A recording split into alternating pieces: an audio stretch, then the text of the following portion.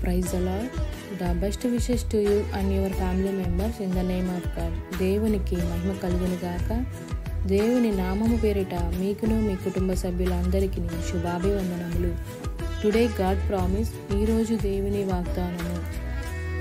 But the righteous are bold as a lion.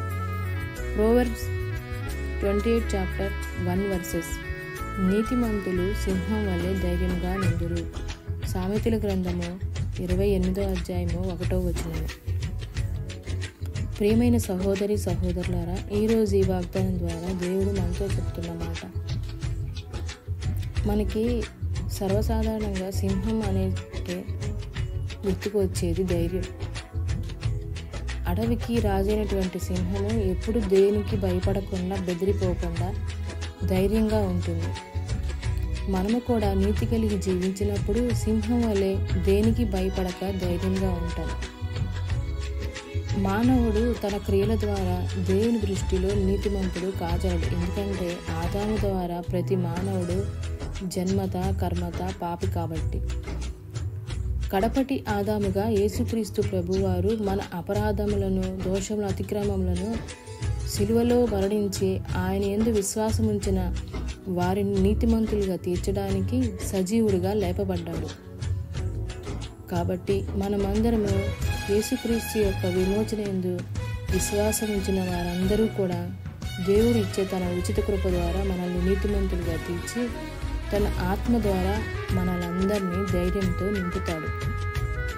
మనము ధైర్యంగా ఉండాలంటే మన హృదయమును నిబ్రపరచుకోవాలి.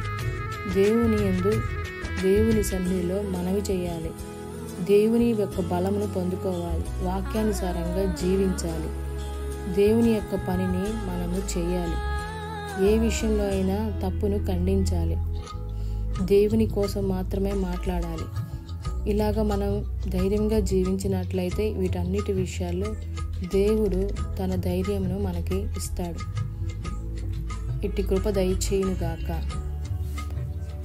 ప్రార్థన. పరిశుద్ధుడా, ప్రేమ కలిగిన మా తండ్రి, కడపటి ఆదాముగా వచ్చిన మా యేసయ్య, నీకెన్నో వందనములు, స్తోత్రములు. ఈరోజు ఈ వాగ్దానం ద్వారా మాతో మాట్లాడినందుకు మీకు వందనములు తండ్రి.